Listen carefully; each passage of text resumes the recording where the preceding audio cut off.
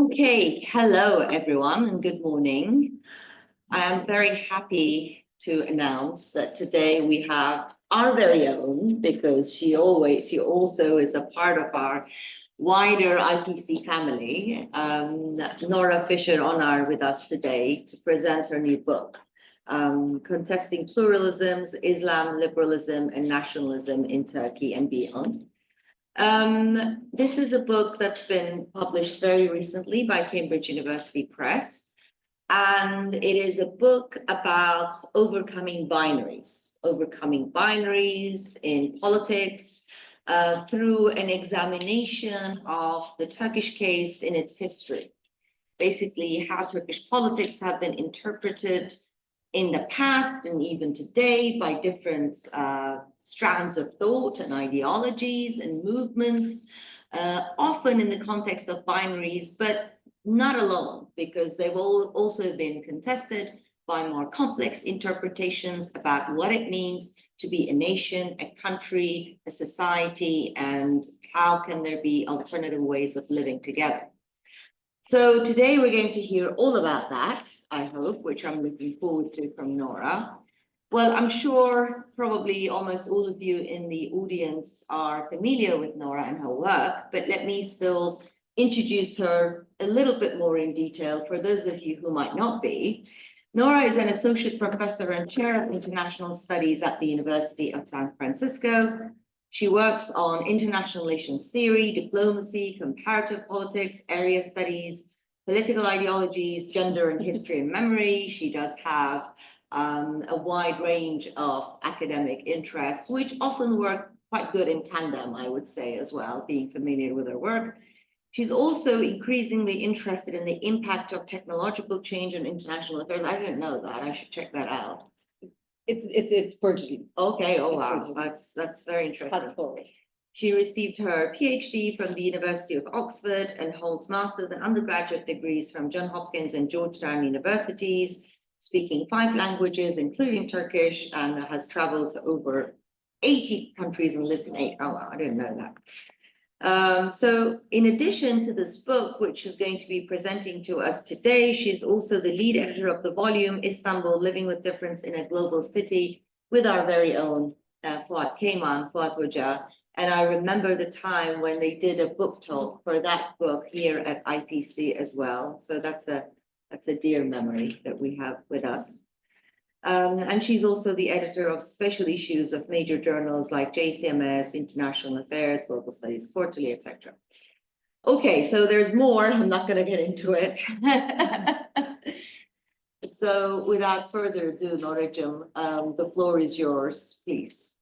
Thank you so much for this warm welcome this morning on a very warm day. I am just acclimating back into Mediterranean summers after spending the past few weeks, months, and years in Northern Europe and Northern California, where it's quite as so I had a lovely walk along the Bosphorus coming here, filled with memories, filled with thoughts of the many deeply meaningful conversations that I've had in this very building. So I'm so grateful for you to join us this morning, and for your engagement of this book project, which has been properly taking shape for the past 8 years or so. But when I presented this with my old thesis supervisor, who is now a professor at the European University Institute in Florence, she was sitting where Senator was, and she looked at me and she's like, "What 8 years? It's been 20 years. You know, this is. I know that your thesis is in the core of this. Its footprint is there." And she's right. So in one way or another, I've been working on this for a great deal of time. And one feels a little bit of, frustration in today's publishing world when you see something that you've invested so much effort into, and it goes from pending, and then it becomes payroll. And so I thought I'd take the book on tour, and it was super generous and kind of you to give me this opportunity to share its contents with you. So I'd like to start with the cover, because I'm obsessed with this cover. It took me a long time to find this cover, although it's actually just pillowcases. So you would think it's something quite, banal. But my reason for being very particular in terms of what I wanted the cover to do, the work, the message that I wanted to convey, was indeed this kind of chip on my shoulder I have against binaries. And binaries is a way to frame Turkish politics, binaries is a way to frame Middle Eastern politics, binaries is a way to frame quote unquote non-Western politics. Because when you are in London or New York or Berlin, there's generally speaking among political scientists, among policy analysts, among general publics, there's a great deal of awareness that it takes many moving parts to generate a political outcome, for whatever the outcome is, an election, an uprising or a protest or a treaty. It's understood that there's complex configurations of actors and ideas and processes and mechanisms at play. But somehow, when it comes to Muslim majority context or quote unquote the Orient in general, it's always coded for culture, right? It's always coded for ideas and ideology at the expense of thinking about how ideas and ideology interact with agents and structures and processes and contingency. And so if the cover, what I wanted to do was get away from some of the tropes that are often used in visual imaginaries about Turkey that typically feature either a bridge, Turkey bridging two worlds, as if Turkey is not its own very, very meaningful synthesis and paradoxical amalgamation of many worlds, or a mosque overcoding for one very important, component of Turkish political sociology, but not certainly the only factor at play. Or oftentimes covers feature a Turkish flag, so centering the nationalism part without thinking about the other ideational commitments, as well as, again, other agents and processes at play in shaping outcomes in this country. Or sometimes coding, for example, when it comes to gender and the way that gender is made to act as a proxy for contests over pluralism or any other ism in a country context where you typically see featured a covered woman versus an uncovered woman. So here I have an androgynous martini drinking robot. I have imported motifs that have Orientalist kind of imagery, like the elephant in the background, but it's sort of playfully submerged. I have here, in terms of this notion of contesting pluralism and flagging some of the book's content. This will be meaningful for those of you who remember the 2013 nationwide protests in this country. I have decapitated penguins on the cover, so there's many different layers to peel away in terms of what this book means, and so or what this tapestry and this patchwork that is actually the lived experience of people in this country and region means. And so that's where the project started. And yet, as you well know, this meta-narrative that oversimplifies and very much sort of reifies and securitizes binary logics in Turkey is very salient in the media imagination, very salient in policy discourses, although maybe with a little bit more nuance today as it's under, for reasons we can discuss, but certainly salient in public opinion about the country. And I noticed this, I kind of have a folder where whenever I encounter an image that encapsulates an Orientalist binary, typically with representation of Turkey is stuck between authoritarianism and democracy, or Islam and Islamism and democracy. I flag that image and save it to this folder. So this is, these images span a decade or more, but it was certainly the most recent example, as you all know, in this room from March, from protests, quite recently, right, in March 2025, feature this whirling dervish, dressed protester wearing a gas mask, and this was, featured, taken up by media across the world. As a way to represent the protest, and I noticed that, rightfully so, in my own social media feeds, and as esteemed, colleagues are making commentary about this, there was frustration that the entire that all of the dynamics, all of the agency, all of the courage, all of the capitulations, all of the dynamics that were driving the protests and the response were being reduced to this one image that conforms very, aesthetically to a Western Orientalist imagination, but doesn't do justice to what was actually happening on the ground. So how to do justice? Because this is my dilemma. This is my starting point. We have binaries that are epistemologically remain very powerful. It's the meta-narrative.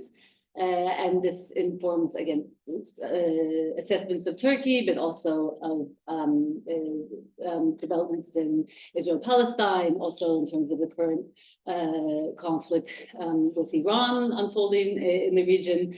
This meta paradigm remains incredibly salient in Western imagination, Western political science, and it gives rise to a number of subsidiary binaries, as it were, which, like all cliches, are also partially true.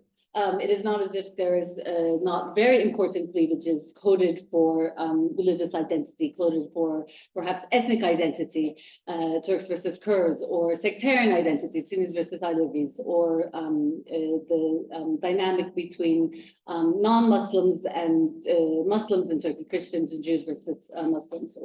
So it's not as if this is not these cleavages do exist. They are real, and they're also internalized within the society, and they structure everything from political economy to political party, patterns and programs and so forth. But it's the challenge is the overarching meta narrative that loses sight of the complexity. And we see this when we look at outcomes in Turkey, and this is what I think anyone who has spent time here, either as a guest in this wonderful place, or as a part of the society, you're constantly confronted with outcomes that, or with causal forces driving key outcomes that belie binaries. So, for example, secularists versus Islamists. Since 2015, for almost 10 years, it is an alliance between right-wing nationalist secularists and right-wing religious nationalists, or led by religious populists, who have consolidated an anti-pluralist project for state and society, or they've consolidated at the level of the state, perhaps not yet at the level of the society. And so here you have a clear empirical evidence that the binary falls short as an explanatory paradigm. To this alliance, you now have potentially been added Kurdish faction in an ongoing conversation that is highly counterintuitive if you're to believe that everything in Turkey is driven by Turks versus Kurds, for example. And so likewise, you've had oppositional coalitions that have brought together broad tents, sometimes more effectively than otherwise. Why is it that such a coalition in May 2023 flops? A coalition that brings together multiple different political actors from different identity groups. But in March 2024, at the municipal level, is victorious. Is it a question of the charisma of the leaders? Is it a question of the conditions were more or less the same? The economic conditions, the geopolitical conditions the country was facing was more or less the same between May 23 and March 24. So how can you explain this? Again, the binary doesn't do a lot of work. And it's not just annoying, analytically annoying, with significant consequences for how, say, political scientists code analysis of the country and the region, but it also has real world consequences, right? So the binary informs support for authoritarian secularist regimes in the region, because there's a basic assumption that if it's, for example, if we are confronted with the reality of Islam versus democracy, then Muslim people can't be properly democratic. So you might as well support an authoritarian secular regime, because the chances of democracy meaningfully emerging in a Muslim majority context are flimsy. Same logic holds for supporting authoritarian Islamist regimes, because you might as well work with someone who you can practically negotiate with, even if their ideology is quoted in Western lens as Islamist, because again, there's not much hope for democracy in a Muslim majority context. So it has implications for Western policy outwards towards the region, but it also has implications from the region for Western actors, because it leads to very restrictive immigration policies. It leads to glaringly selective humanitarianism when it comes to conflicts in the Middle East and support for the plight of suffering peoples in the Middle East. And it fuels the rise through Islamophobia, it fuels the rise of right-wing populism and nationalism and state capture in the West. So the stakes are real. It's not just me being annoyed about an epistemologically, misleading framework. There's very real policy consequences, very real humanitarian consequences. And so that's where this book emanates from a place of annoyance. And that's actually what I usually tell doctor students, find something to write about that you're passionate about. If it annoys you, all the better. That will give you the motivation to, follow through with the project. And so this book, as I said, has, origins in some aspects of my doctoral work, but it is also based on about 15 years of living and working in Turkey, immersed in the context and the milieu that I study, which is in which the book features, which is mostly the thought and the actions of public intellectuals and policymakers are the main focus of the book's analysis. It also, so there's, ethnographic immersion informing this analysis. There's also about over 100 semi-structured interviews conducted at various stages over the course of those 15 years that have helped to inform the data, particularly in the contemporary section.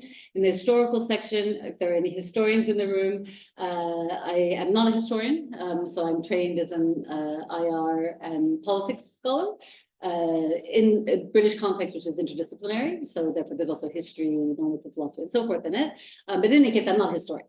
So I don't use primary archival or other types of primary historical materials. However, I am very aware that Ottoman historians are very passionate about their field, and I don't want to aggravate any Ottoman historians out there, because when they're aggravated, they are they make it clear. And so I was very serious in engaging with the historiography of what I call the long 19th and early 20th and short 20th century in the late Ottoman and Turkish political context. So although it's mostly secondary sources in English and Turkish, this part is also based on very extensive sort of dive into the conversation. So what I want to do today is focus. I haven't actually started my timer, so Yeah, I've started. Okay. So what I want to do today is focus. I'll give you a brief snapshot of chapter 1, and then focus on chapter 2 and the conclusion. And the rest you are very welcome to read in the pages of the book. I also have a digital author's copy that I'm happy to share if you do not have access to the book from your library, although feel free to order it to your library and institution. But I'm happy to share with you my digital author's copy as well, because these things are prohibitively expensive.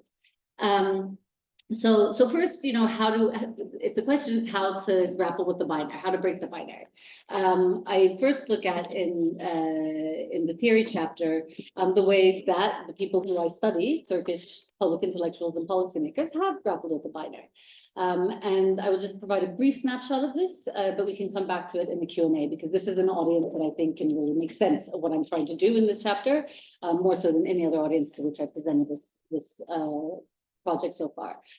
So in a nutshell, my argument is that in both the realm of knowledge production and in the realm of action, there have been kind of 3 ways of grappling with the binary in Turkish studies. And that first chapter is kind of a invitation to people in interdisciplinary Turkish studies to engage with the project. So, of course, political scientists, IR scholars, foreign policy analysts, but also anthropologists, sociologists, historians, and other, kind of social scientific and humanistic researchers in the Turkish studies space.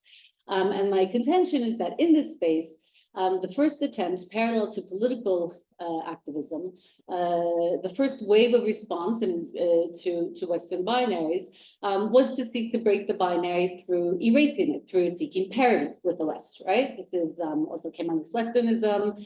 This is featured in the knowledge in the works of people like Niazi Berkes and then in their external counterparts in the work of people like Arnold Toynbee.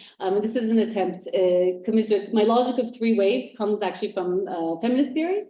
It goes parallel to feminist theory. So in feminist theory, there's this pursuit of, in the context of Western-dominated modernity, patriarchal modernity, northern-centric modernity. According to feminist logic, there's a wave of pursuing equality, right? You pursue sameness with the hegemonic forces at play. And so this is my argument. This first wave of Turkish knowledge production and activism seeks parity with the West. But this proves unsatisfying for many and falls short because somehow perceptions of Turkey's difference and lived realities of Turkey's difference persist. And so a second wave emerges with the transition to multi-party politics, where energies that had been repressed, percolate outwards. And the second wave is also commiserate with second wave, the logic of second wave feminism is about understanding Turkey's difference, about understanding why this binary persists and what it is in the eyes of sort of more left-leaning, what I would say second wave analysts, kind of empirically trying to make sense, often critically, often through a Marxist lens, trying to make sense of, what economic, social, or cultural features account for Turkey's differential development vis-a-vis Western modernist political paradigms. And parallel to that, there's a wave of pro-religious scholarship that is not only seeking to account for the difference, but very much celebrating it and celebrating it in the language of authenticity. And this is what Turkey is really about. So there's more of a sort of a cultural revanchism at play in that particular logic. But these two strands run parallel, and this helps to account for that overlap, if not direct, sometimes explicit, sometimes implicit alliance between what today some scholars talk about as post-Kemalist and Islamist strands of thought, right? It's part of that second wave logic of embracing, grappling with the difference that animates the binary. And my contention is that now that while that sort of second wave gains momentum, especially with in the post 9/11 paradigm, and with the rise of pro-Islamist actors as an apparent force for opening and change and kind of balancing out the binary, that comes sort of crashing to the ground when it turns out that the transformation that was much anticipated does not deliver, right? So you have a third wave of scholars, either, I would say our generation, maybe some of our elders who were coming to grips with the collapse of second wave interventions, as well as, many rising voices among the new generation of scholars and analysts who say, the binary just doesn't work. It works in terms of populist rhetoric. It works in terms of, analyzing media framing and so forth. But how can we, critically ascertain what is happening in Turkey that is, how can we basically capture actually existing complexity in Turkey? So that's where I situate this project. And my main contribution, I hope, is pivoting to the second chapter, is the actual analytical framework. So the analytical framework that I developed, it took me about 5 years to come up with it. I believe it's deceptively simple. I hope it's simple. I have gotten feedback from people who have been engaged in the book and say that they're very excited by the analytical traction that the framework delivers. But it's an attempt to kind of level the playing field and think about how we might capture complexity while also and speak about it in lucid ways. While also respecting that complexity. And so that's where I set the stage for the book's contribution as a framework with which to make sense of actually existing complexity, specifically in context of pluralism. So the second chapter presents the it's two pieces. There's the framework for capturing complexity, and then specifically that's the contesting part, understanding all the interacting pieces. And then there's the framework for capturing specifically complexity and contest over a more open or more closed society. That's the pluralism part. So that's what I'm going to turn to now, and that will be the main focus of this talk. And then I will sort of speed through the application of this framework for contesting pluralism that I apply empirically over to reread 200 years of late Ottoman and modern Turkish political history through to the present. I mean, I finished writing in December 2024, so through to December 2024.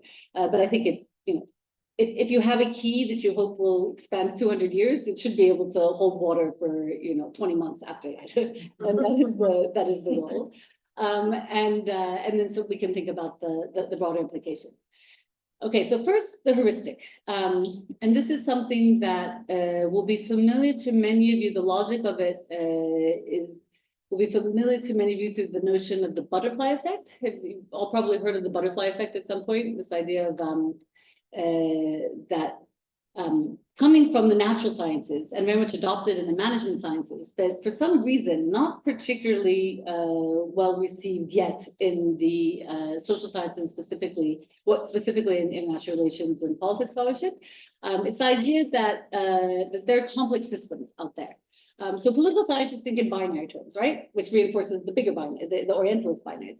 Political scientists say, I want to explain a military coup. So was it ideas, or was it interest, or was it structure? And they frame arguments as a sort of a zero-sum logic between those forces, and might code for ideas, which, for example, Bernard Lewis codes for ideas when he tries to explain military tutelage in Turkey and its allies. However, if you think about the butterfly effect, if you think about complex systems, and this is the logic that computer analysts use, for example. If you think of a country as a complex system, as a complex political system, so Turkey is a complex political system, the US is a complex political system, the United Kingdom is a complex political system, then you're not thinking in zero-sum terms between the roles of ideas and interest and other processes and mechanisms.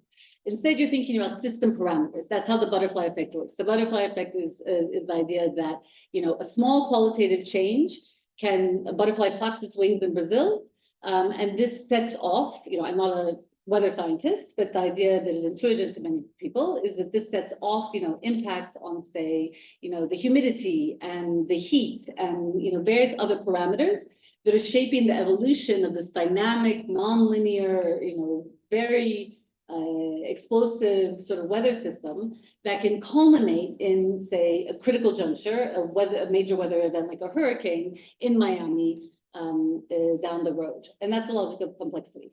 And so if you think of Turkey as a complex political system, you do have ideas are important, ideologies are important, so you have an ideational parameter. But these aren't fixed. These aren't like monolithic blocks of ideas like, nationalism or liberalism or Islamism, or as the case may be. They're kind of repertoire of ideas.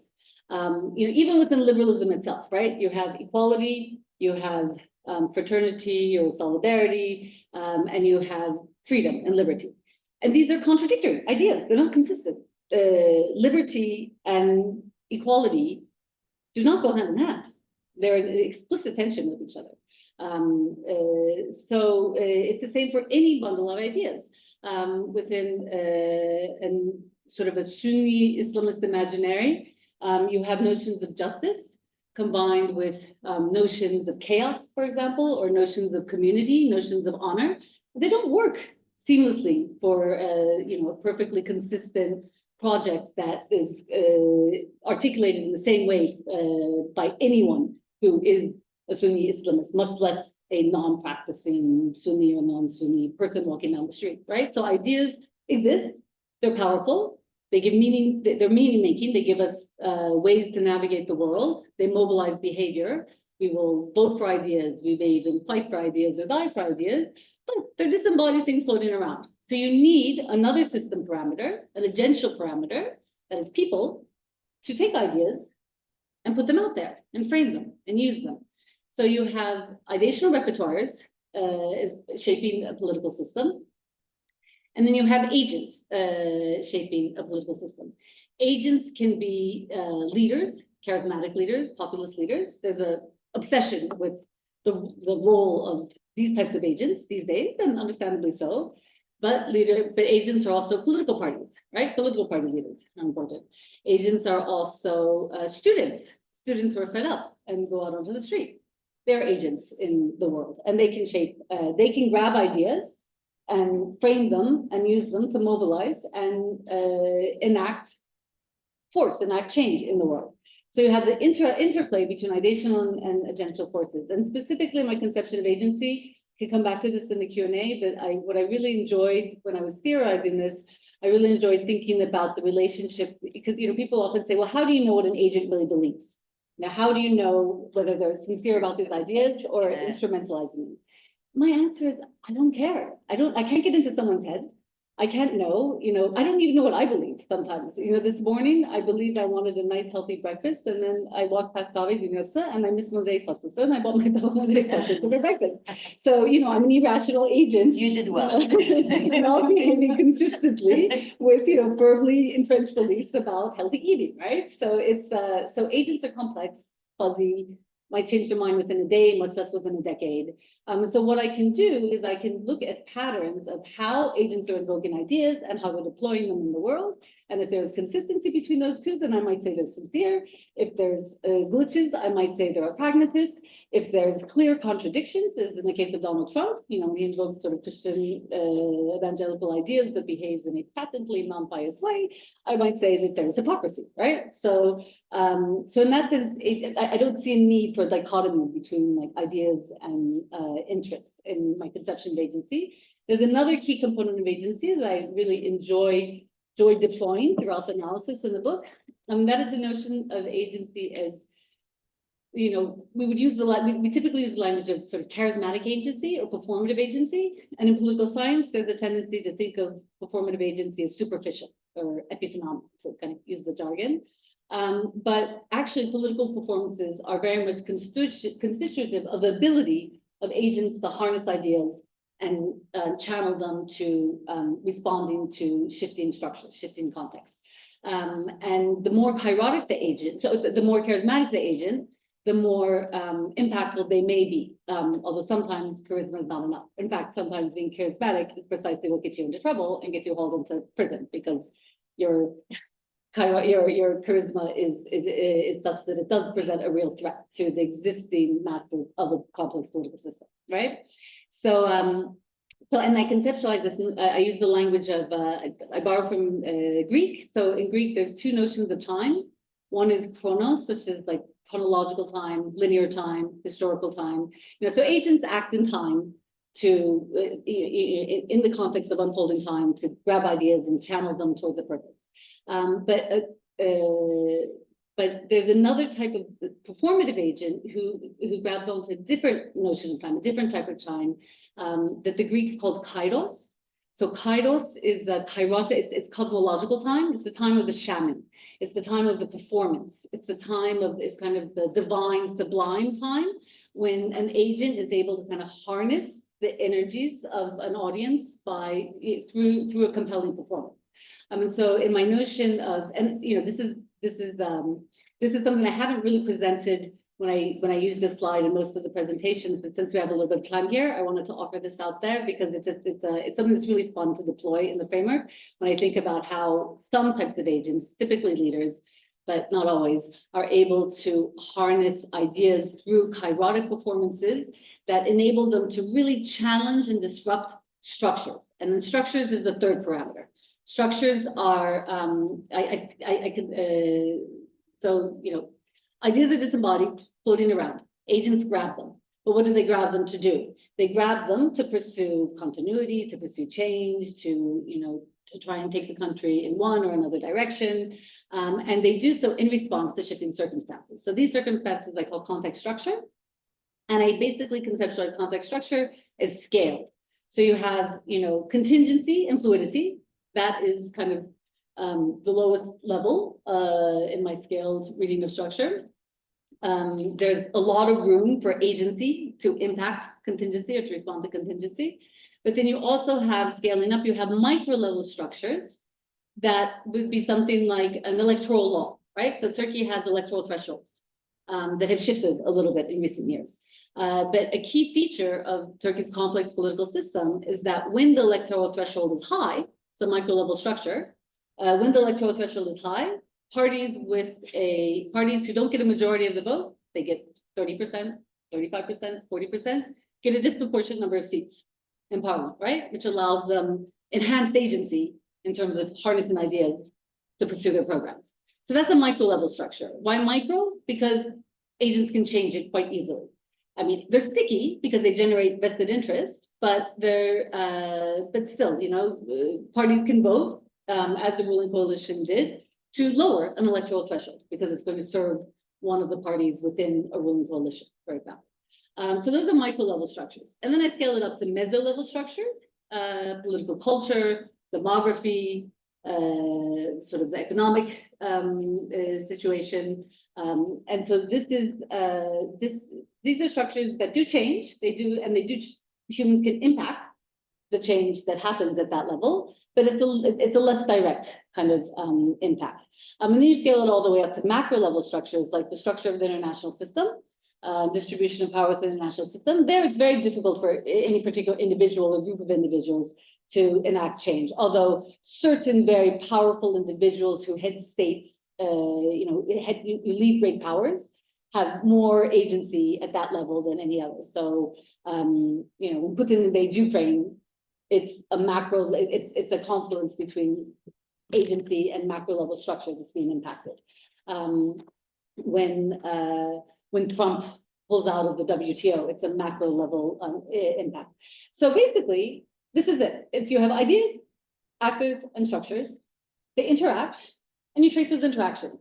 And you use the real world, empirical data from the real world that you can gather through methods like process tracing, but you can use survey data. You can throw any sort of data source at this in order to trace how the interplay between these system parameters generates what in complex systems theory is called emergent properties. What properties emerge out of this? And how are these properties how are patterns of continuity identifiable, and what types of change emerge out of these the systemic interplay? And this change, when change happens, it can come. This is very similar to institutionalism in political science as well, if any of you are trained in that space. Basically, different types of change can lead to subtle change, subtle transformations, or to full-fledged critical junction that might transform the system's trajectory, either from within or sometimes, sometimes a critical juncture can come from without. Like the COVID-19 pandemic was a critical juncture that hit the whole world simultaneously. It's called the singularity in complex systems theory. And it had major impacts on the way that actors within a political system harness ideas towards outcomes. So that's it. In a nutshell, agents, ideas, and structures interact, generating residual, repertoires, mechanisms, relationships, and processes, and also generating forces for change. That's the I'll move it. That is the analytical descriptive framework, and I go ahead and use that in the book to analyze from late Ottoman period to the present, what sort of ideas were, for example, late Ottoman thinkers and practitioners using to advance their arguments for the pathway that the political system should take. Who were these actors? So you had, for example, the young Ottomans, or young Turks in opposition, or then a split within the young Turks in opposition once they come to power between a more liberal wing and a more proto-nationalist wing. So what were the ideas being contested? How were actors deploying them? How did they respond to shifting micro, meso, and macro level shifts at the time? What emergent properties did this generate? And how did this lead to critical junctures? And so each critical juncture, you can hone in on the juncture itself and use and trace methods like process tracing Like, what is the specific causal combination of agents, ideas, and contextual forces that led to an outcome of interest? You know, in some cases, maybe agency figures very largely. For example, I think in Turkey in 2013 and 2015, agency figured very largely as the causal mechanism interacting with ideas and structures. But in some contexts, it might be, like I said, an exogenous macro level crisis that changes the outcome. So you know, once I basically came up with this framework, it was just you plop the data in, and I could tell the story that I wanted to tell just kind of by referring back to my template. So this is what I mean by being nimble. But then there's still the pluralism part. So specifically, I'm not just, you know, that framework you could use for contest over anything. So we contest over like environmental sustainability, contest over economic governance. But I'm specifically, the name of the book is Contesting Pluralisms. So I'm specifically looking over contest over pluralism. So that's the second part of the theory chapter. First part, and I went into a lot of detail about it because I wanted, because you generously gave me time, and I wanted to, it's a part of the book I'm really excited about. Then there's this part. This part, I'll try and be a little bit more brief, but basically the idea is that in most societies in the world, there is default diversity, right? I mean, I haven't been to Iceland. I don't know what Iceland is like. I'm sure there's, you know, diverse Icelandic peoples, but, you know, relatively speaking, probably compared to Turkey, compared to the United States, compared to Libya, South Africa, Iceland might be more or less you know, more homogenous, but default, I'm looking at a diverse society, right? So you have diversity, you have plurality, social plurality in a country like Turkey that you've had, you know, since time immemorial. And although the groups that make up that plurality have changed over time, often because of violent elimination of diversity on the part of political actors who are anti-pluralist. Despite all that violence over the years, you still have a default diverse society, right? And so how do you get a default diverse society invites the question, so it's like a bottom-up reading of how you manage diversity. It's not Western liberal theory, Western political pluralism. It's kind of like the you know, basic common denominator, intuitive question. How do you live with diversity? How do you manage diversity when you find yourself living in a diverse place? And so the answers that people develop are going to be relevant to the type of diversity that they care the most about. So for some people, or some groups of people, you know, you might care the most about religious diversity or about space for your particular religious identity to be expressed comfortably in public spaces. For others, you might care more about your linguistic identity, and that needs to come to that comes to the fore. You want to be able to have a society, a state and society that allows for ethnic pluralism. You might care more about your gender or sexual identity, and want to have a society that is gender pluralist, right? And there's other forms of pluralism that I kind of chart in the book. That basically. And you can want more than one of these things at the same time, but sometimes they are also in contrast with each other.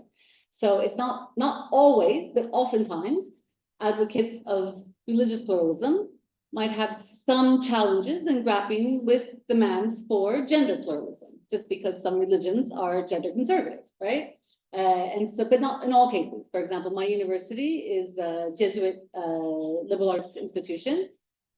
It's very progressive. They embrace, from the Jesuit Catholic repertoire, the most progressive ideational components. And so not only does this university have a rabbi, which is unusual for a Catholic university, but she is a lesbian. Highly, you know, so here's a case where you have gender pluralism and religious pluralism kind of coming together, but in other cases, that might seem counterintuitive. So you have all of these different visions for how you live with social diversity. And what happens, I contend, is that, you know, you basically, since I'm looking at, in particular, a contest over, you know, the book is framed as looking at contest over the Islamist versus secularism or Islamist versus democracy binary is one of the key binaries that animates studies of Turkey. Now, I do have that as an axis, but then that's the vertical axis, but then I have a horizontal axis actors, where you look at, are you comfortable with more or less expressions of religious identity in the public sphere? And do you want that public sphere to be more religious or more secular? So this is the XY axis. And I think this offers a richer picture, a more complex picture than reducing everything to the public religion, secular, public sphere binary. So again, that binary exists, that cleavage exists. It's real, it's important, it does work in the Turkish context. But it's also a matter of degree. How much do you insist that the public sphere is Islamicized? How much do you insist that the public sphere is devoid of religious symbolism, religious practices, religious expressions of religious identity? And when you map it like that, then you have, I have this, so this is in the theory chapter, I have a basic template that we see that there are different factions, there's different camps. So the pro-religious camp is diverse. There are Islamo-nationalists, and for some that's religious nationalism, for some that is coded into a specifically, ethnicized understanding of what being a Turkish Muslim nationalist means, right? On the more pluralist side of the spectrum, so that's a call for a very unitary ethno-religious identity. These are then you have more pluralist Islamist or pro-religious political actors who are pairing ideas from a pro-religious repertoire, usually in Turkey Sunni, with either liberal ideas or progressive ideas, and likewise across the more pro-secular components of the political spectrum, you have advocates of secular liberalism, you have secular progressive advocates. The progressives tend to be more wary of religious claims to pluralism or otherwise than, say, secular liberals. You have leftist nationalists, cultural nationalists, ethno-nationalists, and it's a whole kind of, so rather than the spectrum from along the binary, it's along this matrix. And because there's diversity within camps, right? There's all of these different pro-religious actors, and there's all these different pro-secular actors. And because identities aren't fixed, it's because actors are responding to circumstances and harnessing ideas accordingly, instrumentally, sincerely, or some combination of the two, the case may be, then you can have movement along the spectrum. And so it is possible, for example, to have an Islamo-liberal and secular liberal coalition, which indeed was a coalition that from 2002 to roughly 2007, 2010, was responsible for, at first, many openings in the Turkish political context, and then enabled, inadvertently, on the part of the secular liberals, ended up enabling state capture by a more hardline religious populist, religious nationalist wing within the pro-religious coalition, right? And so you can map movement along these, across this graph, as I do throughout the book. So basically, I go back and read the late Ottoman period as context over pluralisms between, as I said, like young Ottomans, young Turks, the CUP, the initial, the triumvirate, for example, in the late Ottoman period, and then likewise in the 20th century, I map how these coalitions coalesce and collapse, and whether the cause of that coalesce and collapse was primarily ideational or ideas interlocking with a charismatic opportunist political actor like Menderes, for example, and what sort of outcomes this leads to. And the result at the end, I know there's a lot of information on these slides, but the result at the end of rereading Turkish political history through this prism of alliances for and against a more a society that is comfortable with diversity, a society where you're okay with people looking differently, speaking differently, believing differently, loving differently than you might. And again, you might only care about one of those and not about all of those, or two of those and not all of those, and might be put off by others of those. I certainly have my ambivalences on some fronts. So you have you basically have a tension between coalitions for people who have want a more or less open society, comfortable for various forms of diversity, and those who want a more or less unitary project that emphasizes, in the Turkish case, either ethno-nationalism or ethno-religious nationalism. Applying this framework, I'm able to show that there have been 7 major pluralizing coalitions to date that have brought together intergroup factions and alliances, as well as entailed intra-group rivalries, right? And I think we're in the middle right now of a reckoning within various so-called identity groups of where they want to stand within, for example, the Kurdish movement or within sort of the broader pro-secular Turkish constituency in Turkey right now. There's internal reckonings as much as there are external reckonings, right, with other groups. And so you map those contests and you see that there have been 7 pluralizing coalitions over time. Sometimes it may feel futile if one is, self-identifies as a relatively pluralist-oriented person in a country and world where pluralism appears to be under siege.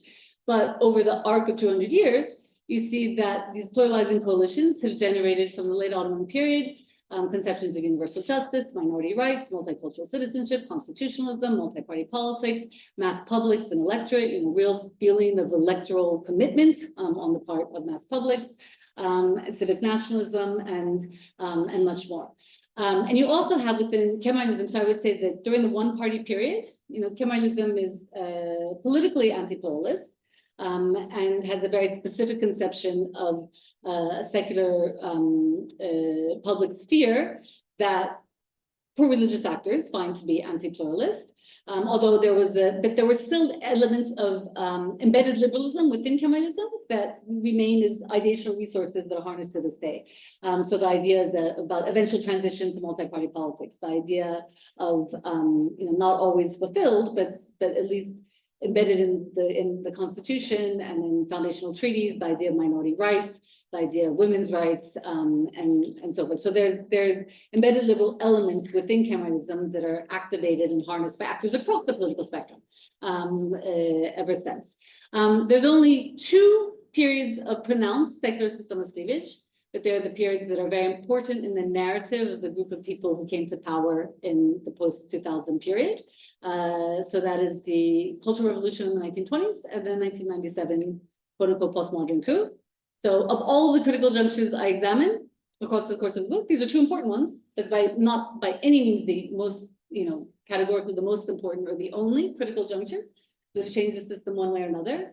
Again, this affirms my claim that it's not that secularist versus Islamist is not a cleavage, and not a meaningful cleavage, but it's not the only one, and it's not the dominant one, the dominant explanatory key.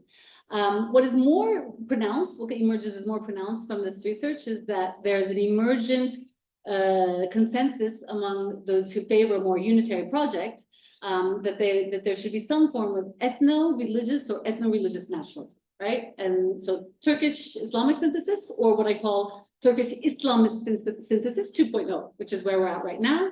Although with the recent Kurdish process, it will be interesting to see what happens to that.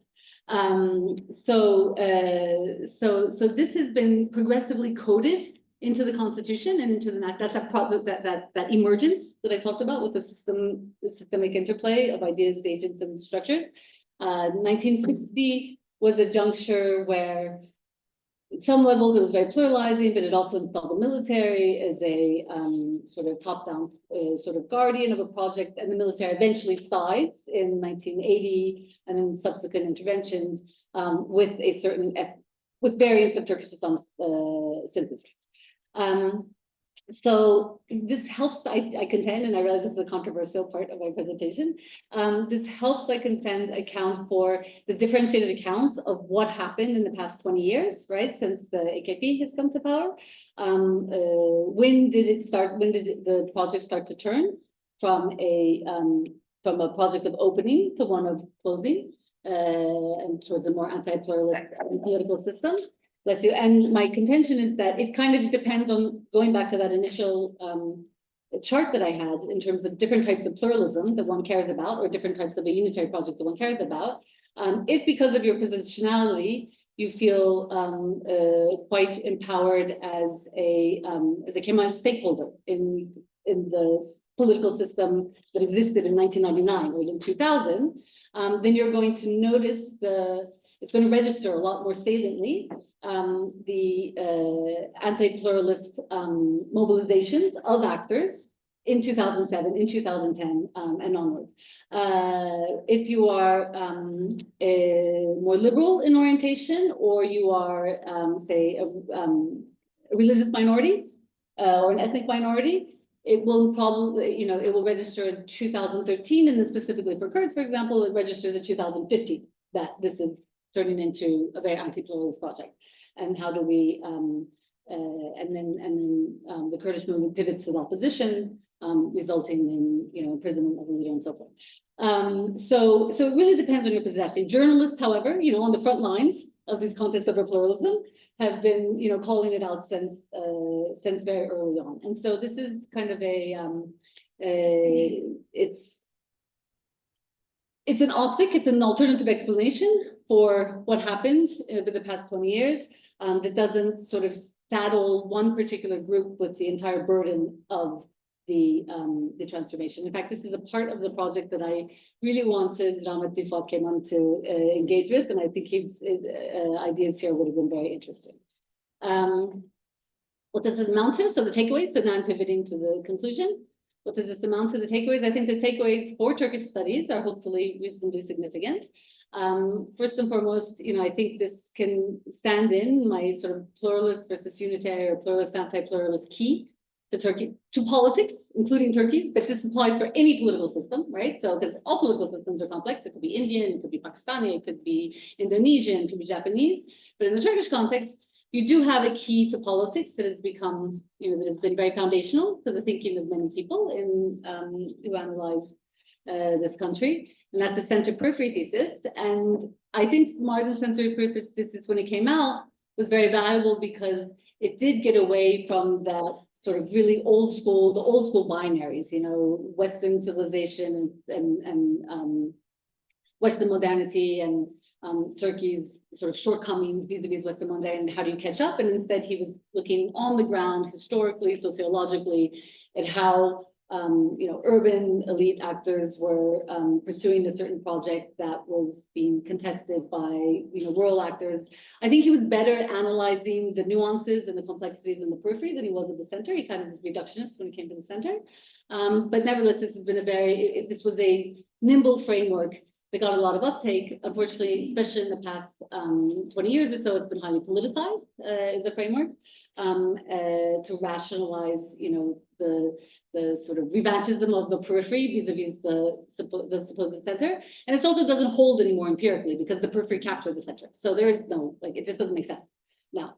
And so the hope here is that here we have a new analytical key, contestations over more or less open society and coalitions for this across camps that can help us bridge. When I presented this at the GIGA, the German Institute for Global and Area Studies, the discussant there was Hökutaş, and he made the comment that that also the reviewers made, which I hope is the case with the book, that we have in the literature, there's like the Zerker and the Feroz Ahmad's, kind of classic texts that you use when you teach kind of courses about Turkey. And those take you up to like early 2000s, and then there's this like flimsy, revised edition, gets you up to like 2010s, and then you have a whole literature on New Turkey.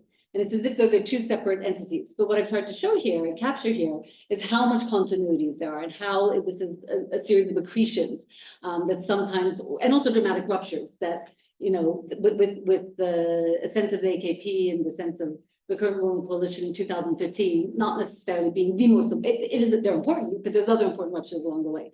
So hopefully this key gives a way to bridge the longue durée with the present and can help to assess contests moving forward. So that is one of the, and it also leads to a number of other findings that I can go back to, like when you reread Turkish politics through this key, as I said, there's the sector system as key, which emerges as explanatory quite rarely. It does exist, but it's not the predominantly explanatory sort of cleavage.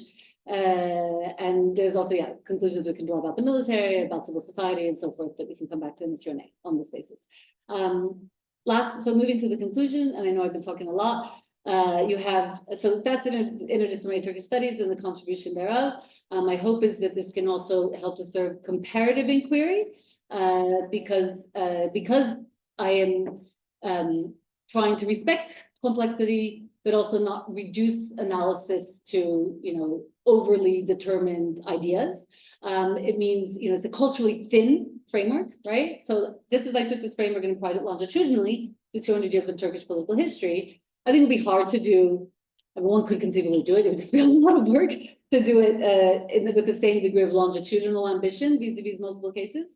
But for example, for myself, one article I want to write moving forward using this framework is a comparison of Turkey and the United States since 2015. Because in both contexts, you have these kairotic leaders who are really very talented at channeling their charisma and their presence towards shaping ideas and changing systems, right? Changing structures, and they're both doing so. So these two right-wing populist leaders are both doing so vis-a-vis harnessing coalitions of secular nationalists and religious nationalists. In the case of the US, right, white nationalists and Christian nationalists, and in the case of Turkey,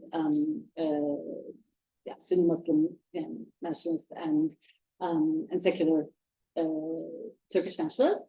And then what are what were the properties that emerged? How did both Turkey and the United States, for example, become more polarized?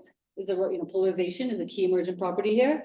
And then how did that polarization come to a head at various critical junctures along the way? In the Turkish context, maybe 2016, various electoral junctures have been very critical. Also in the United States, electoral junctures have been very critical. What role did the COVID-19 pandemic play? So I think this is a framework that you could use to do comparative research through comparative area studies and comparative politics lens.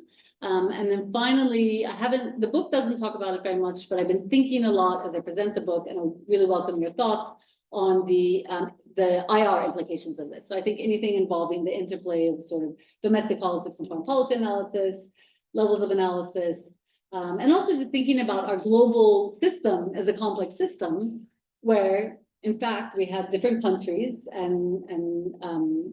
but also sort of transnational formations advocating for a more pluralistic and a more, not unitary, but a more anti-pluralist global international system. So I think it could potentially be scaled up to think about the international system using the same logics I've used to describe national systems here. So that's it. Thank you. Thank you so much, Nora. That was an excellent, I think, presentation of the book, which I'm sure gave us all a lot of food for thought. So thank you. Now, I'm going to open the floor for discussion, but before I do that, can I also say a few words? I think I'm going to at least abuse the privilege of being the chair here. Now, as I was listening to your presentation, and of course you came to it towards the end, which means that we're on the same page here. But I was thinking of some of the implications of this type of analysis, or, kind of the analytical framework that you put out there for not just studying the Western context, but also, non-Western context, but the Western context as well. And then, of course, at the end, you came to, US and how, you could draw a comparative case study from that and others. And all of these, in the context of the debates about the rise of the far right, for instance, right? So how would you, I know that you haven't done research on that, at least up until this point, but you might do later, I know. But how would you perhaps think of some of the events that we're seeing in the West, of European politics, for instance, in the context of this analytical framework? If you look at the, the contestation towards gender norms, for instance, or, the contestation, the attack on plurality per se, right? So, I'd just be curious to hear your thoughts of this. And a more kind of nerdy question coming from my kind of obsession a little bit about these causal mechanisms that you mentioned in terms of, the actors and the structures, and what was your methodological sort of, how did your methodology go about it? Because I think it might have been pretty complex to do that. And you kind of mentioned process tracing, but, I just love to hear a bit more about, how you went about that as well. And perhaps, would you like to respond to these, or shall we turn, how would you prefer? So I would love to respond to these. They're Okay, wonderful so questions. all but I right, can- and then we're gonna open it. All Okay, right, I perfect. will try, and also be brief because I want to hear from the room, because Yeah. they're such generative questions, so Yes. I can't resist. So yeah, one of my, kind of, as I said, if you want to embark on like a long-term big project, make sure it's about something that, either you love or something that really annoys you, because then you have the energy and the motivation to remain committed. And one of the things that really bugged me was the way that Turkey's always put in this exceptionalist category, right? And it's one thing to have it sort of, every country and every society in the world has an exceptional sense of itself because it has its own logic and process and dynamics and still realities of the people. But it's really annoying when you're told like, oh, well, when I was moving to the United States, leaving Turkey about 10 years ago, for reasons that are now being reproduced in the United States at like warp speed, it was really frustrating because I would say, oh, this, and this is the time of Trump, 1.0 coming to power. And I'm like, look, there's real family resemblances here. I can tell you what the playbook is going on. And they're like, oh, no, but that's Turkey. It can't possibly happen here. This doesn't happen in like Western countries, liberal democracies, and so forth. And so part of my sort of commitment to this project and to this framework is that it de-exceptionalizes, right?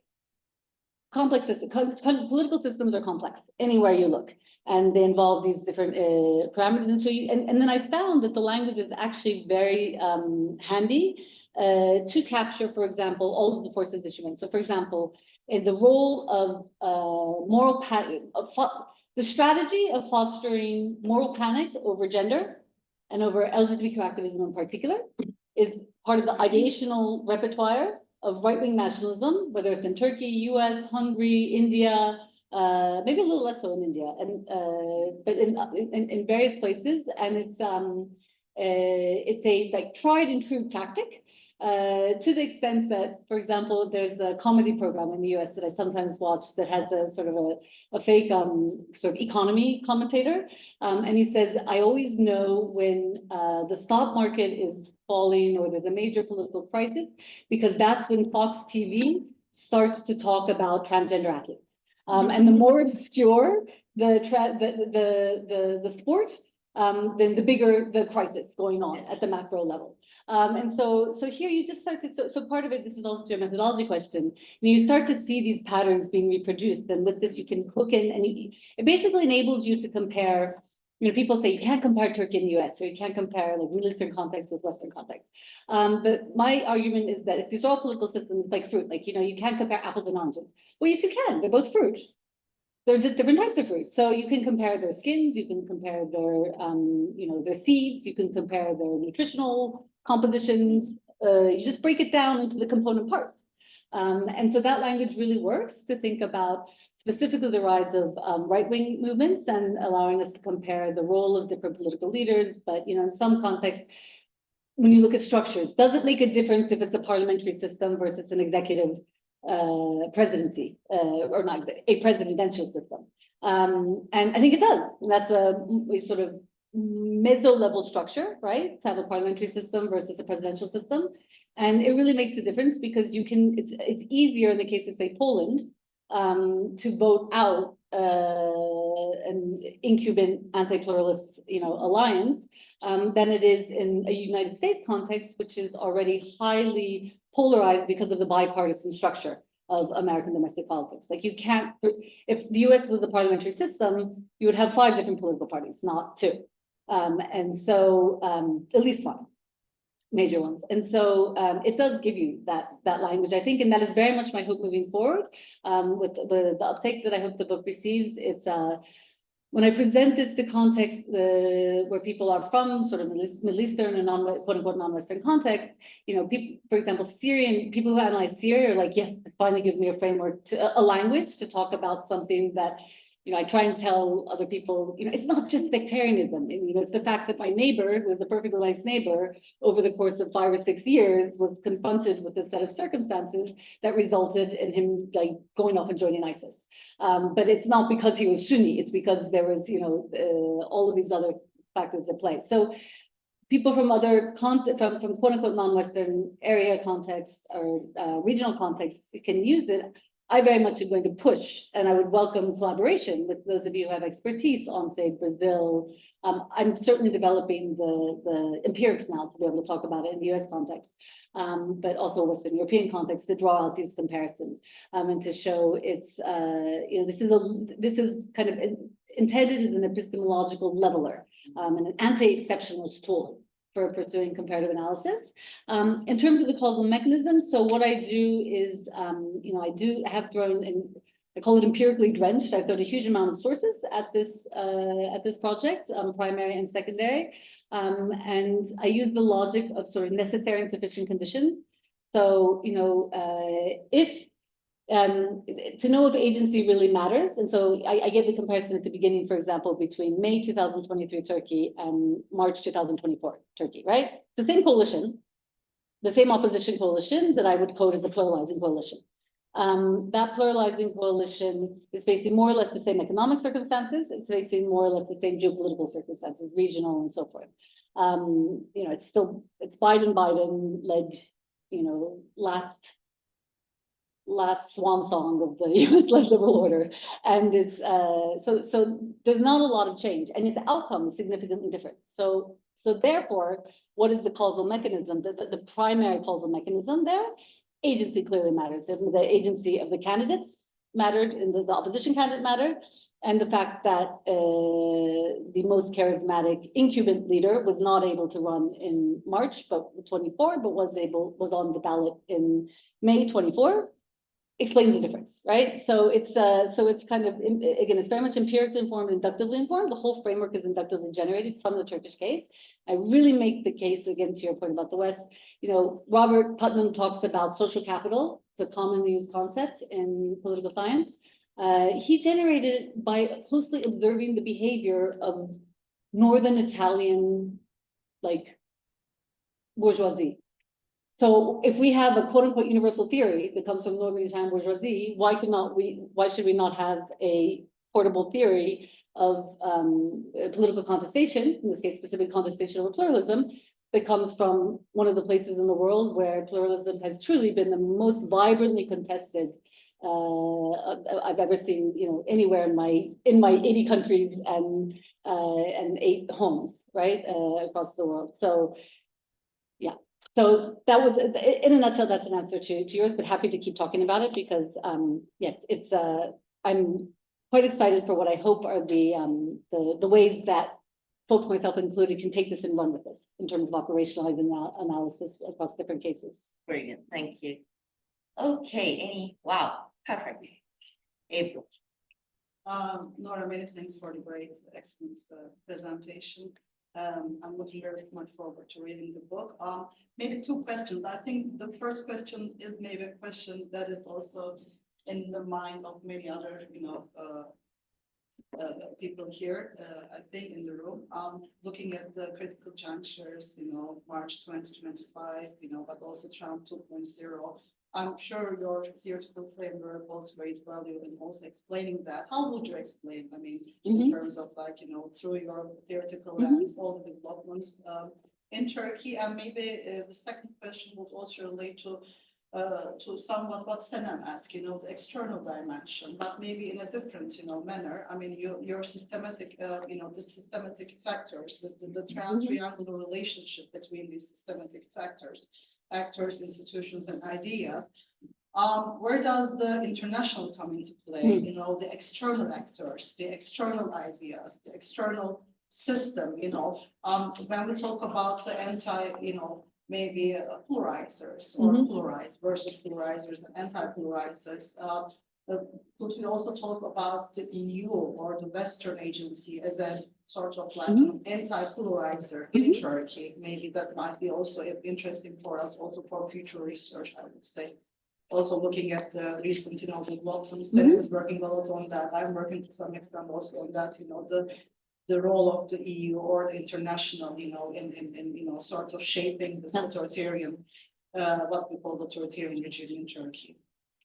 Thank you, Ebru. We'll collect a few. Yeah. Ande? Nora, thank you so much for this presentation. I'm really excited about, looking forward to reading the book. there are so many aspects, so I am so excited. I won't be able to mention all of them, but first, the overall framework for analyzing and studying pluralism. And, we've already worked on this a little bit 10 years ago in the context of gender inequality and how various contestations cross-cut a will to joint action. But also because you offer a very important argument about overcoming these binaries, right? And again, this is something, incidentally, I've been also working on, comparing Turkey and Germany. Again, apples and oranges in one sense, but on the other hand, it turns out not so much, right? And so we can also like contest binaries of developed versus developing, democratic versus authoritarian, and there are so many interesting pathways to explore there. So it just, presents me with so much material and overall framework to think about these things. So thank you again. And two questions that they're sort of related. The first question is, you talk about the complexity of political systems, right? Actors, ideas, and structures, and how there's an interplay, which is, I think, it's very important to underline. But I was wondering if you sort of focus on the macro level when you talk about the various coalitions, sort of the framework moves towards the macro level. And the second question is, relatedly, these actors within the framework are not, obviously they're not equal in terms of power. So, for instance, I find that states and regimes, right, have hegemony producing powers which would affect the overall analytical framework, right? So they use, for instance, the creation of binaries as a political strategy to create more power for themselves, for the regime. So how would you see that fitting into the framework? And Thank you. Stella? And then I'll come back to you. Thanks a lot for this really presentation. It was really illuminating and thought-provoking. Actually, I don't find useful to talk about different perspectives to understand the transformation of Turkish politics. This is what we have discussed in recent years, but it can't really be explained actually in binary arguments. That's why I find it very interesting, but also I have a very practical questions that maybe can open up.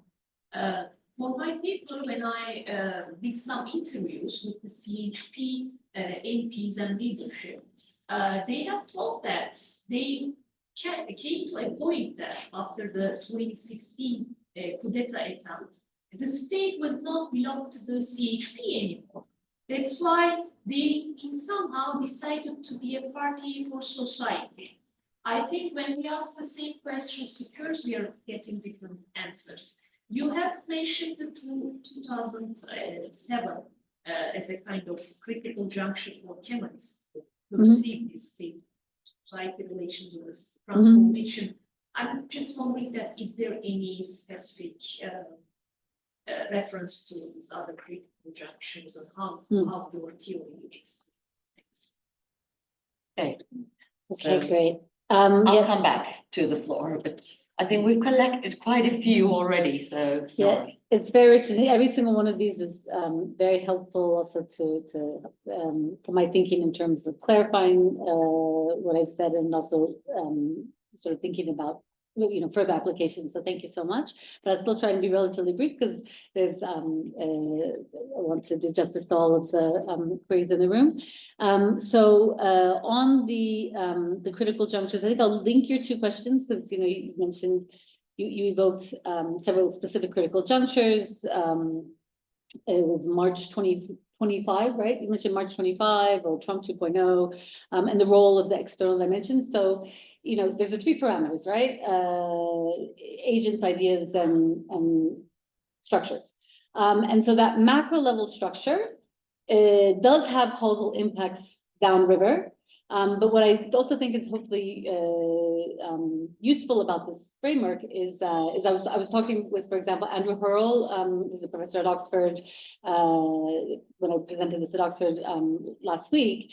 And he, he's from a generation of IR scholars who's kind of like late Waltzian, very much thinks of this kind of systemic level analysis, and he thinks of it as having generative properties, right? Also, like you were saying, like there's, I'm talking about agency in terms of human beings, flesh and blood human beings, but he says like the systemic level also has like imparts force in the world. And hopefully what this does actually is give us a sort of conceptual kind of roadmap for thinking about how these things scale up and down.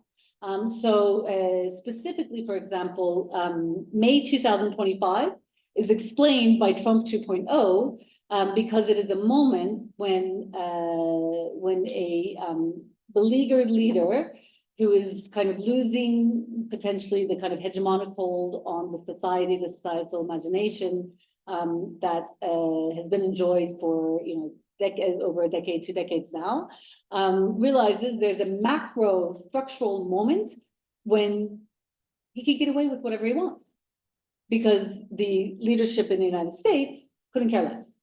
And these ascendant right-wing populists and their kind of overall push to transform the international system, to dismantle the liberal order and instate a new order is an order that is friendly to strongmen, right? And so, I think there is that causal interplay there and I think that the leadership in this country is very astute at observing when those moments arise. So, for example, why was the Istanbul Convention on women and children's rights? Why was it abrogated at the moment that it was abrogated? Why was Hagia Sophia turned into a mosque at the moment it happened? It was because it was the heart. It was at the peak of the global pandemic. Countries around the world were navel gazing. No one is going to exert any sort of diplomatic, force or capital or time or energy to say, oh, it would be really nice if you kept it as a museum, right? Or like, oh, that's not a nice thing to do to women and children. At that point in time, it was so these windows of opportunity. So I think individual actors, political parties, they are aware of these openings and closings and take advantage of it, and that is a causal factor at certain critical junctures. There's also the overall shift of patterns within the international system. So COVID-19 pandemic is a singularity. It just like came out of nowhere. We were all sort of caught off guard, and it threw the whole global international political system and all the complex systems within it out of whack. But there's also the slow evolution in the system. So there's power redistribution at that macro scale. And that power redistribution has been happening over the course of the 21st century. So at the peak of the Islamo-liberal, secular liberal coalition, those Islamo-liberals are no longer a part of the ruling coalition. Most of those people have been purged or left or in opposition at this point. At the peak of that coalition, so that coalition forms because this also answers your question about disproportionate numbers, right? So anytime, although the matrix presents these quadrants as being equally weighted visually, there's no doubt that there's numerically speaking, there's more people in Turkey who are, above the horizontal axis, and more people, especially the state in Turkey, that are on the, from your perspective, the right side of the axis, right? But the international system in the 2000s, peak of the post-Cold War, Western-led international order, the EU is, a normative power, quote unquote, or conceptualizes itself as such. It has this assimilationist, power of attraction. And so in that context, secular liberals' agency is augmented by the systemic level structural forces. As that Western liberal order's power projection wanes, retrenches, and becomes engulfed by extraordinarily visible hypocrisy, as has been happening for, I mean, in Turkey, the fact that it's been hypocritical has been clear for 20 years, if not longer. But in, I think the global South eyes, right? Ever since since October 2023 and what has happened in Gaza ever since, the degree of inconsistency in the values supposedly projected by the EU versus its actual practices in the region is such that macro level order is has differentiated impacts. It gives actors different constraints and different opportunities. And so, the currency of liberal partners in any sort of future or type of coalition is much diminished in this context. So yeah, there is that definitely like macro interplay with the others. And in some cases, I think it's causal. In some critical junctures, like that is the explanation for why then, right? And why not earlier or later. I think that also answers your question about proportionality. And then in terms of, let's see, and you also actually talked about the macro level, and then there's the practical question. So I'm just looking at my notes. The 2007, yeah, so different critical junctures that I would look at would be, and there's a whole debate in the literature, by the way, how do you know a critical juncture when you see it?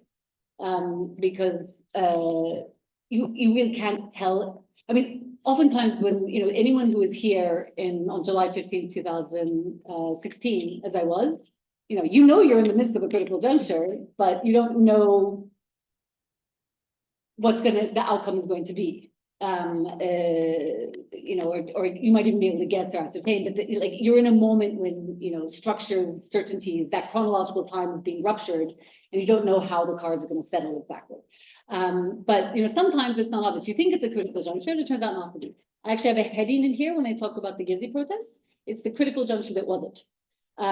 Because although it had, and that's the severed penguin heads on the top of the book, although it had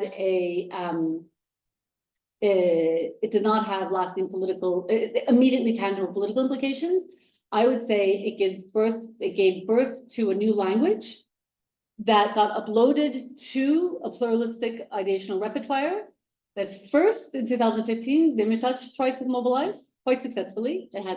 It was able to change the political outcome in the May 2015 elections, employing that repertoire. And then subsequently, other leaders of the opposition coalition, including the CHP leadership at various points, had tried to, that was one of the greatest assets that the CHP had going into elections where positioned as opposition as opposed to as the party of the state, for the first time. And I think that is why I think I believe you know better than I do, there have been moves to kind of try and ban some of that language, right? And try and delegitimize or wrap up. And certainly in the United States right now, we have a government that has said you will not receive federal funding if you use words like allyship, woman, Black, Latino, gay, equality, vaccine. You cannot get federal funding if you use these words in your applications now. Or if you have an existing grant, it will flag it for review. So there's a whole there's a whole woke quote unquote repertoire and language that was being quite internalized by a younger generation of activists and voters.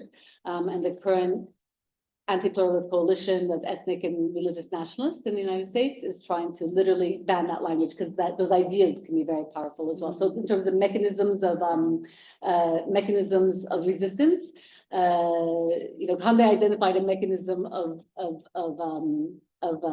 hegemony, which was the right. You said when states and regimes actually use binaries Yeah. as a power strategy. Exactly. So polarization is a strategy of pursuing hegemony, and then this pluralistic language and this new vocabulary is a mechanism and is a tool that is very useful for coalition building. Because, for example, if you say justice, it will resonate with in a Muslim majority context. It will resonate with both religious people and secular people in compatible ways that can help bridge coalitions. especially when there's a charismatic leader bridging. I think I've seen two other hands. Ayman? Thank you for such an amazing presentation, and I really look forward to reading the book. So I know your case research area is not India, but it's just the question is just out of curiosity. So given the rise of populist leaders promoting their homogenizing projects, so how do you see the relationship between populism and the pluralism contestations in, democratic societies or post-colonial democracies like India? Dana? Nora, this is a great book. I'm very much looking forward to reading it. I have two questions. One of them is that when you look at the political history, the governments who arise to power in coalitions, once they arrive to that coalition, that coalition breaks down. Why is it that history repeats itself over and over again? Like the political culture. Is it the air? How much is it? So any takes on that? And the other question that I have is that you said that you were sick and tired of binaries, but is there a way to avoid those binaries? Because you yourself say that political outcomes driven by pluralist versus anti-pluralist positions. So I think that's also kind of is there a better way to avoid these binaries? Again, but we just keep coming back to binaries regardless. So that was the thing. Thank you, Dana. Ali? My question is just coming out of curiosity. So like that's going beyond binaries and coming up with multi-layer categories, not to make the argument somewhat less parsimonious, and hence making the comparison with other cases relatively hard. Feride Hoca. Thank you. Thank you very much. I really enjoyed this talk. Obviously, it's thought-provoking, and I look forward to reading the book. I'm going to just add to something very specific here. I am a bit curious to see where you put in all this analysis of the Turkish political situation, as well as in some other countries like Hungary and elsewhere, the role of women. And I see that in all your presentations, there is reference to secularism, to religion, to this and that, but I did not see a specific role or attributed to women in the analysis, and I'd just like to hear that. Thank you, Feride Hoca. Okay, wow. Yeah, this is so rich. Thank you. India populism. Okay, so whenever I present this, Indian scholars and friends are like, yes. This is like exactly what we have been experiencing, and I think it comes to this,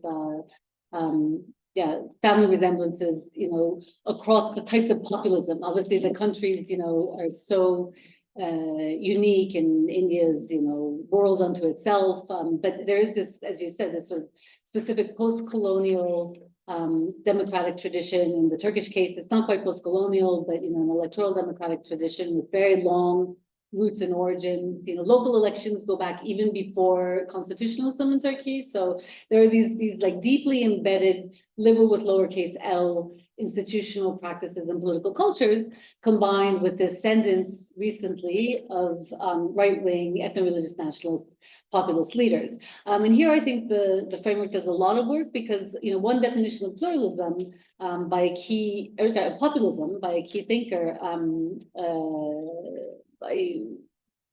am I forgetting his name now? But several thinkers like Galston and then Müller, who's written this little handbook on populism. It's been cited like 10,000 times. They actively define populism as anti-pluralism, which is something that some left-wing analysis don't agree with, because there's also like a leftist Chantal Mouffe way of getting at populism, which attributes it with more kind of positive connotations. It's kind of like agonistic contestation that's more grassroots and of the people. But when they're looking, so I'm bracketing that type of definition for a while, for now. But for analysts who are looking at right-wing populists, They sometimes use as its core feature, the thin-centered ideology. It's very anti-pluralism.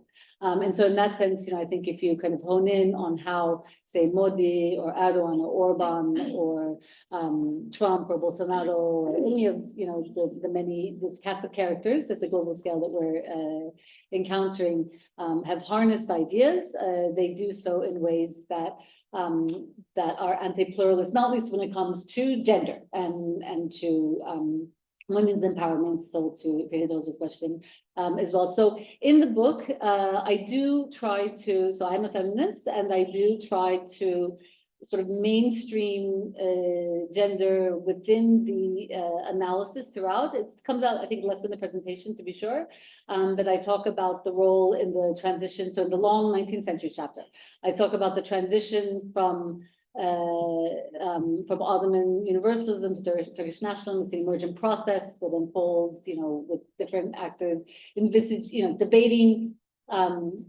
what to do with late Ottoman diversity, but that diversity also includes like the woman question and how late Ottoman women's organization debated how then this is certain types of debates are shut down by the early Republican regime, but other opportunities are opened up, right, for women in the Turkish Republican imaginary that constitute part of that embedded liberalism that I was talking about of Kemalism. Although politically it's an anti-pluralist project, ethnically it's anti-pluralist, but not as anti-pluralist as say 1980, the 1980 Constitution, so I do trace it through, and then I also trace through in my case studies for the 2000 for the Islam liberal moment period. I do look at the role of the headscarf debates in the 2000s. And how these were contested by different political actors along the spectrum, and show that there's actually early signs of the eventual coalition between secular right-wing nationalists and religious nationalists when it comes to the headscarf, because they are less adverse to headscarf in public spaces than more left-wing secular analysts, right? Right-wing the MHP tradition is perfectly fine with veiling in public in certain forms of conservative gendered performances, right, in public. So I show it there. Moving all the way through to, for example, the last chapter, which covers the post-2016 period, the Turkish Islamist synthesis 2.0 on the new pluralizers. I would argue that the Turkish women's movement is like at the forefront of that more than any political party. The CHP, yes, is positioning as the party leadership to try and harness those energies, but those energies are absolutely being generated by Turkish women's activists who, frankly, put to shame with their courage, like anything that, anyone in the United States, the great bastion of democracy, blah, blah, blah. What Turkish women's activists have done over the past 5 or 6 years has been really remarkable, right, in terms of maintaining a flame for pluralistic engagement in spite of intensive closures.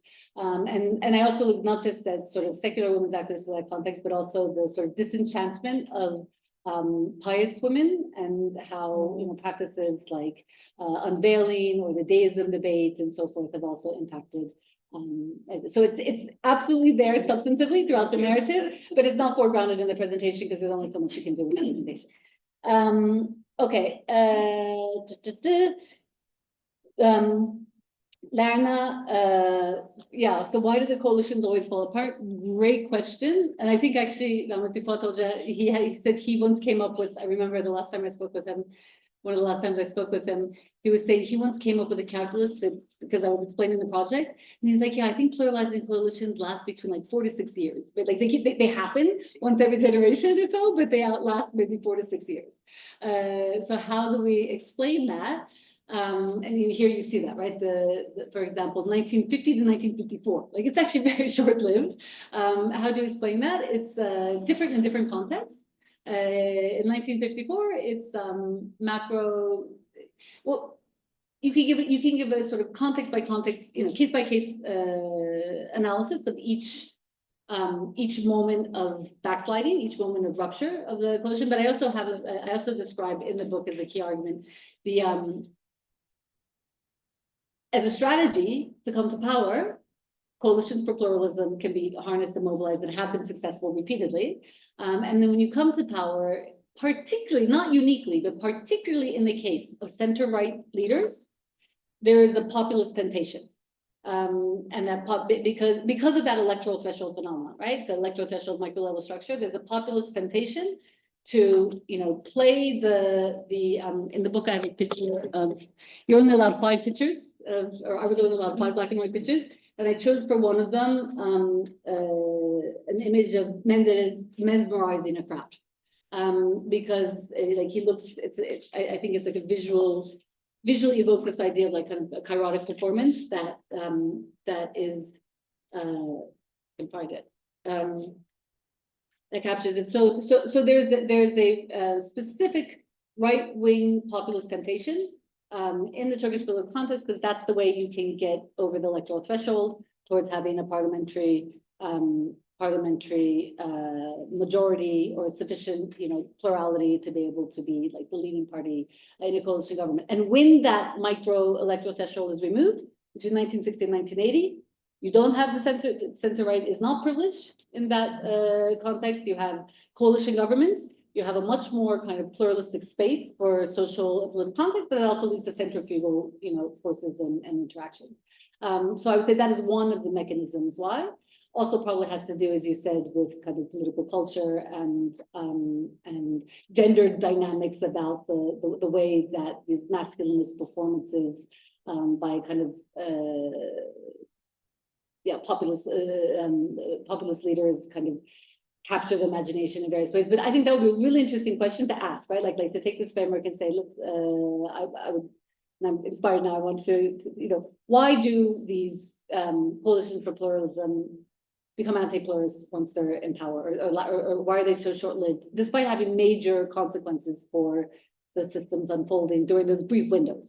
And I think you go back and look case by case and identify patterns. But for one, clearly the electoral threshold component and the right-wing populist temptation for the leader, but it's not inevitable because Ozal didn't go down that path, for example. Ozal had the potential to, but he didn't arguably go down that path in ways that had like major ramifications for the closure of the system. Maybe he was just taken out of play too soon. I don't know. I know many people talk about Imamoglu potentially having that potential if he were to come to power, but that doesn't seem to be in the works for the time being. Why binaries? So at the end of the day, isn't this also binary? Totally agreed. That's why I modified the language it used to say binaries in the discontents. Now I say hard binaries in the discontents. And so while I agree that my pluralist versus anti-pluralist, pluralist versus unitary, framing does entail a little binary logic.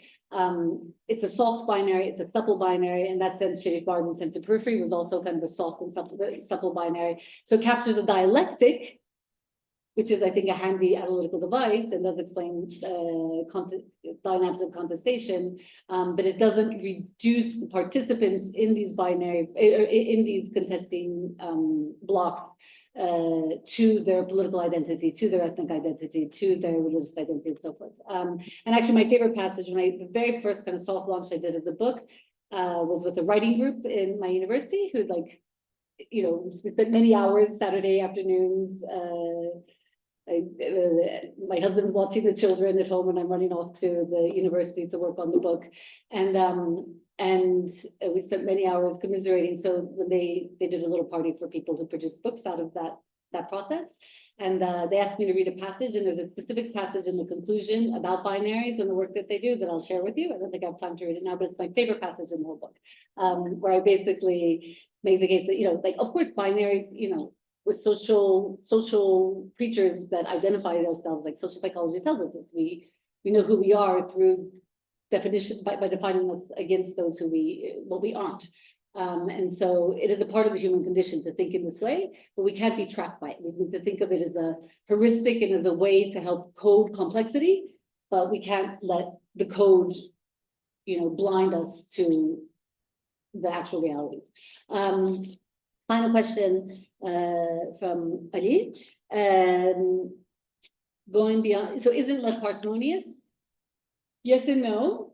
I mean, true parsimony that also is analytically capacious is, I think, quite hard to achieve. There have been people who do it. So like supply and demand, truly parsimonious and truly capacious, right? Like it captures so much that it doesn't reduce and distort. You know, terrible. Waltzian systemic level of analysis, very parsimonious. I think it comes at a huge cost, analytically and in terms of policy implications. You know, if you reduce everything to the systemic level analysis, as Waltzian pluralism does, then you lose the role of medium small powers, you lose the role of human beings, you lose the role of political culture, history, identity, memory, you know, so many things that drive power. So is this less parsimonious than, you know, Waltz? Yes. Is it less parsimonious that, you know, I had when I presented this at Stanford, actually there was an economist in the room and he was really upset by my conception of agency. He was like, how can it be interest or, he's like, you have to tell me whether it's interest or ideology because I can't code for it otherwise. And I was like, no, that's, you know, that's like a methodologically driven framework that is not doing your analysis justice. And it may be that you have this super elegant parsimonious model that can describe what we all intuitively know as area study scholars anyway, like you're just stating the obvious, but you have an elegant method for showing it. But you have to be comfortable with some degree of fuzziness, right? So I think I try to find, and I do get that framework, that feedback a lot. Some people say, like, I think this is pretty parsimonious for 200 years of revisionist rereading of political history and major outcomes and the role of major actors and the role of various ideologies. But is it supply and demand? No. So it's just a trade-off, in that sense. Okay, I think that was fantastic. Thank you so much, Nora, for this excellent talk. And it's been so thought-provoking as it was reflected in the questions and comments as well. And thank you all so much for actively contributing in this process. Thank you and congratulations.